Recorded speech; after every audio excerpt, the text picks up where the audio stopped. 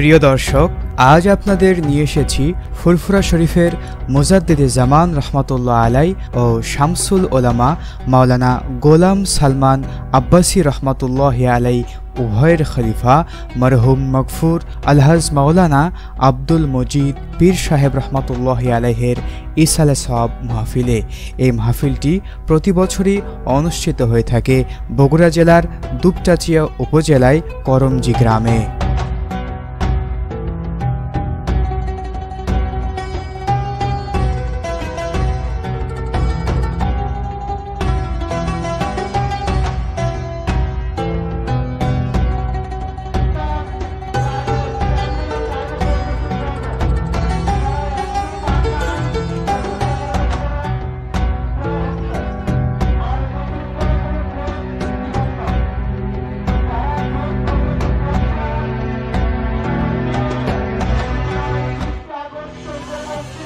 উত্তরবঙ্গের ঐতিহ্যবাহী করমজিয়া মজিদিয়া হাফিজিয়া খানকা শরীফের উদ্যোগে আজকের আমাদের এই 103তম অধিবেশনে সকলকে অবশ্য স্বাগতম এবং অভিনন্দন।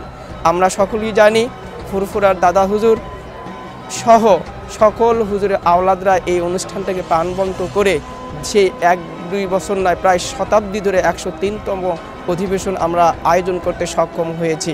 এখানে হুজুরের মুরিদ মোতাকের ভক্তবৃন্দ তাদের দেওয়া চাল ডাল গরু ছাগল হাঁস মুরগি ইত্যাদির মাধ্যম দিয়ে এখানে খাওয়ার আয়োজন চলছে। এবছর আমাদের এই দুপুরের খাবার আয়োজনের জন্য রয়েছে 3টা গরু জবাই করা হয়েছে, খাসি জবাই করা হয়েছে এবং মেহমানদারিদের জন্য বগুড়ার ঐতিহ্য আলুঘাটি ভাত, এটাই আমাদের আজকের দুপুরের আয়োজন।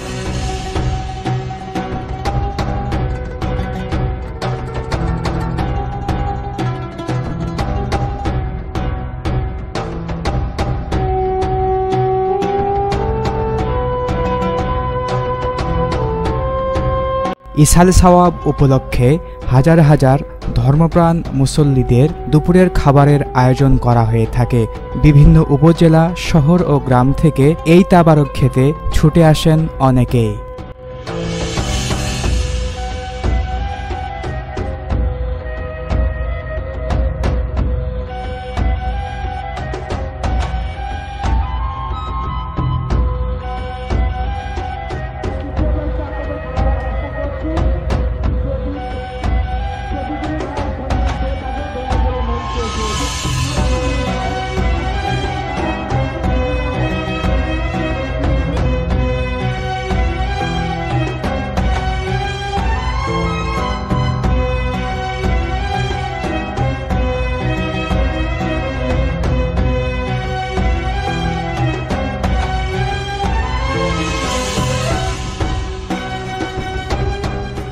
উক্ত মাহফিলে বাদ আসর মাজার তথা মাকবারা শরীফ জিয়ারতের মাধ্যমে মাহফিলের কার্যক্রম শুরু হয়।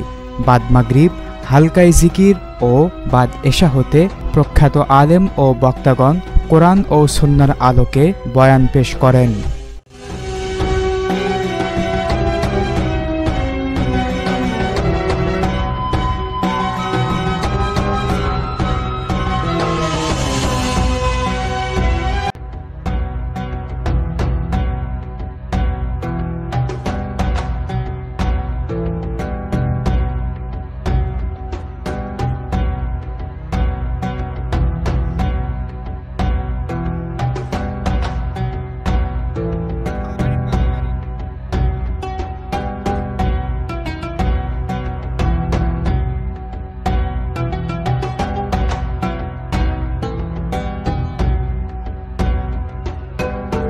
দিন ইসলামের খেদমতে আব্দুল মজিদ রহমতুল্লাহি আলাই তার নিজ গ্রামে করমজি মজিদিয়া ফাজিল মাদ্রাসা ও করমজি সরকারি প্রাথমিক বিদ্যালয় সহ হাফেজিয়া মাদ্রাসা, খানকা শরীফ ও জামে মসজিদ নির্মাণ করেন।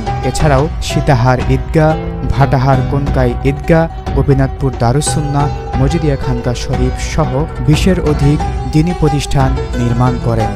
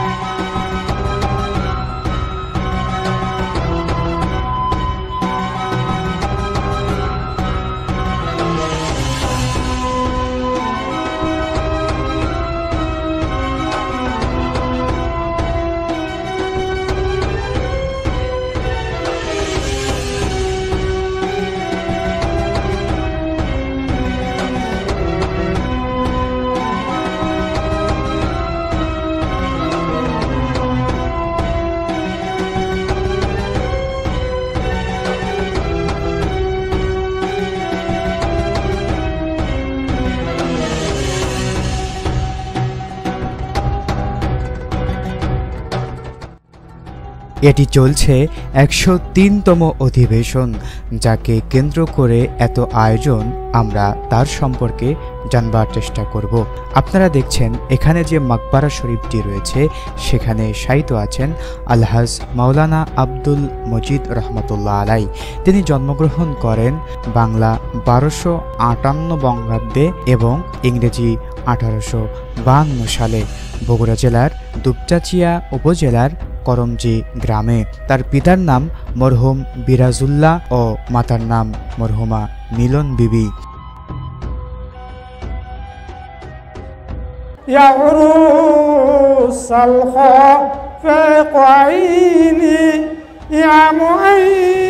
তিনি কলকাতা আলিয়া মাদ্রাসা থেকে আলিম পাশ করে হুগলি মাদ্রাসায় ভর্তি হন এবং হুগলি মাদ্রাসা থেকে ফাজিল পাশ করে তার প্রাতিষ্ঠানিক শিক্ষা জীবন সমাপ্ত করেন।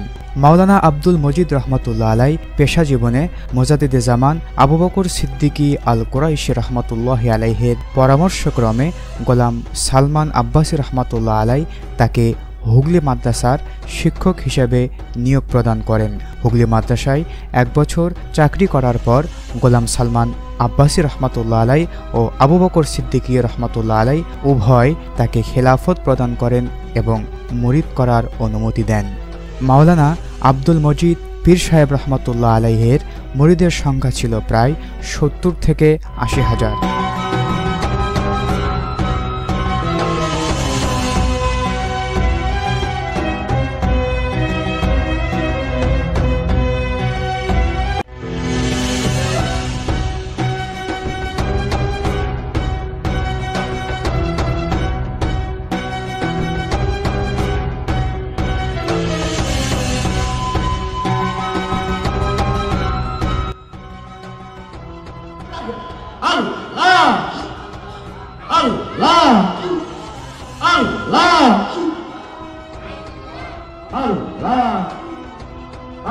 তিনি 1950 সালে দুনিয়া থেকে বিদায় নিয়ে মহান রবের ডাকে সাড়া দেন।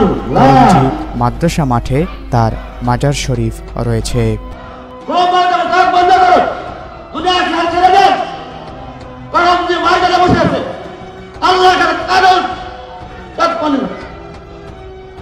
Allah